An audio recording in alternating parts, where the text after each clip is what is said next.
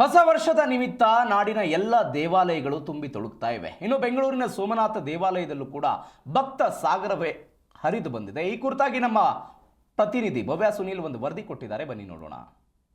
ಎಲ್ಲರಿಗೂ ಹೊಸ ವರ್ಷದ ಶುಭಾಶಯ. ಹೊಸ ವರ್ಷ ಅಂದರೆ ಎಲ್ಲರ ಜೀವನದಲ್ಲಿ ಕೂಡ ಒಂದು ಬಹಳಷ್ಟು ಹುರುಪಿನ ದಿನ ಅಂತ ಹೇಳ್ಬೋದು. ಸೊ ಹೀಗಾಗಿ ಬಹುತೇಕ ಮಂದಿ ನಗರದ ಎಲ್ಲ ದೇವಸ್ಥಾನಗಳಿಗೆ ಕೂಡ ಇವತ್ತು ಕುಟುಂಬ ಸಮೇತ ಒಂದು ಭೇಟಿ ಕೊಡ್ತಾ ಇರುವಂಥದ್ದು. ಸದ್ಯ ನಾನೀಗ ಹಲ್ಸೂರ್ ಬಳಿ ಇರುವಂತಹ ಸೋಮನಾಥ ದೇವಾಲಯದಲ್ಲಿದ್ದೀನಿ.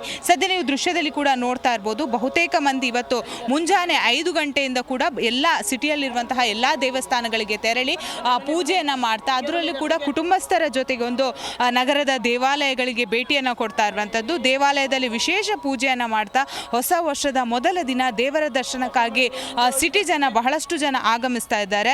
ಅದರಲ್ಲೂ ಕೂಡ ಬೆಳಗ್ಗೆ 5 ಗಂಟೆಯಿಂದ ಕೂಡ ದೇವರಿಗೆ ಅಭಿಷೇಕ ಕೂಡ ಆರಂಭವಾಗಿದೆ. ಸೊ ಪಂಚಾಮೃತ ಅಭಿಷೇಕ ಆಗಿರ್ಬೋದು, ಹೂವಿನ ಅಭಿಷೇಕ ಆಗಿರ್ಬೋದು, ಮಂಗಳಾರತಿ ಆಗಿರ್ಬೋದು. ಸೊ ಎಲ್ಲರೂ ಕೂಡ ಹೊಸ ವರ್ಷ ದಿನ ತಮ್ಮ ಜೀವನದಲ್ಲಿ ಅಂದರೆ ಮುಂದೆ ಬರುವಂತಹ ಕಷ್ಟಗಳಾಗಿರ್ಬೋದು, ಸುಖ ಆಗಿರ್ಬೋದು, ಸೊ ಇದಕ್ಕೋಸ್ಕರ ಒಂದು ದೇವರ ಬಳಿ ಒಂದು ಬೇಡೋದಕ್ಕೆ ಅವರ ಕುಟುಂಬ ಸಮೇತ ಬಂದಿದ್ದಾರೆ. ಸದ್ಯ ನೀವು ದೃಶ್ಯದಲ್ಲಿ ಕೂಡ ನೋಡ್ತಾ ಇರ್ಬೋದು, ಸರತಿ ಸಾಲಿನಲ್ಲಿ ನಿಂತು ನಗರದ ಎಲ್ಲ ದೇವಸ್ಥಾನಗಳು ಕೂಡ ಸಂಪೂರ್ಣವಾಗಿ ರಶ್ ಇಂದ ಕೂಡಿರುವಂಥದ್ದು. ಯಾಕಂದರೆ ಹೊಸ ವರ್ಷ ಜೀವನದಲ್ಲಿ ಬಹಳಷ್ಟು ಬದಲಾವಣೆಗಳು ಆಗಬೇಕಾದ್ರೆ ದೇವರ ದರ್ಶನವನ್ನು ಪಡೆಯೋದು ಬಹಳಷ್ಟು ಮುಖ್ಯವಾಗಿರುತ್ತೆ. ಸೊ ಈ ಕಾರಣಕ್ಕಾಗಿ ದೇವರ ಆಶೀರ್ವಾದ ಪಡೆದು ಮುಂದಿನ ಕೆಲಸಕ್ಕೆ ಅಣಿಯಾಗಲು ಸಿದ್ಧತೆಯನ್ನು ಕೂಡ ಮಾಡ್ತಾ ಇರುವಂಥದ್ದು. ಸೊ ಬೆಳಗ್ಗೆಯಿಂದ ಕೂಡ ದೇವಸ್ಥಾನಗಳಲ್ಲಿ ವಿಶೇಷ ಪೂಜೆ, ಹಾಗೆಯೇ ಇಲ್ಲಿ ಮಾತ್ರವಲ್ಲದೆ ನಗರದ ದೊಡ್ಡ ಗಣಪತಿ ಆಗಿರ್ಬೋದು, ಬನಶಂಕರಿ ಅಮ್ಮ ಆಗಿರ್ಬೋದು, ಪ್ರತಿಯೊಂದು ದೇವಸ್ಥಾನದಲ್ಲಿ ಕೂಡ ಜನಸಾಗರ ಹರಿದು ಬರ್ತಾ ಇದೆ ಅಂತ ಹೇಳ್ಬೋದು.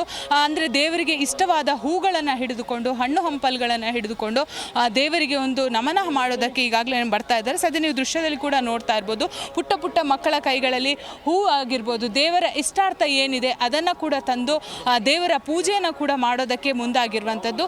ಸೊ ಸಿಟಿಯಲ್ಲಿರುವಂತಹ ಬಹುತೇಕ ಎಲ್ಲ ದೇವಸ್ಥಾನಗಳಲ್ಲಿ ಕೂಡ ಇದೇ ರೀತಿಯಾದಂತಹ ದೃಶ್ಯಗಳು ಕೂಡ ಕಂಡು ಬರ್ತಾ ಇದೆ. ಸೊ ಹೊಸ ವರ್ಷವನ್ನು ಬರಮಾಡಿಕೊಂಡು ದೇವಸ್ಥಾನಗಳಿಗೆ ಬಂದು ಪೂಜೆ ಪುರಸ್ಕಾರಗಳನ್ನು ಮಾಡಿಕೊಂಡು ನೆಮ್ಮದಿಯ ಜೀವನವನ್ನು ಸಾಗಿಸೋದಕ್ಕೋಸ್ಕರ ಜನಸಾಮಾನ್ಯರು ದೇವಸ್ಥಾನಗಳಿಗೆ ಕೂಡ ಭೇಟಿ ಕೊಡ್ತಾ ಇರುವಂಥದ್ದು. ಬೆಂಗಳೂರಿಂದ ಕ್ಯಾಮ್ರಾ ಪರ್ಸನ್ ಗುಡಿಗೇರಿ ಜೊತೆ ಭವ್ಯ ಸುನೀಲ್, ಜಿ ಕನ್ನಡ ನ್ಯೂಸ್.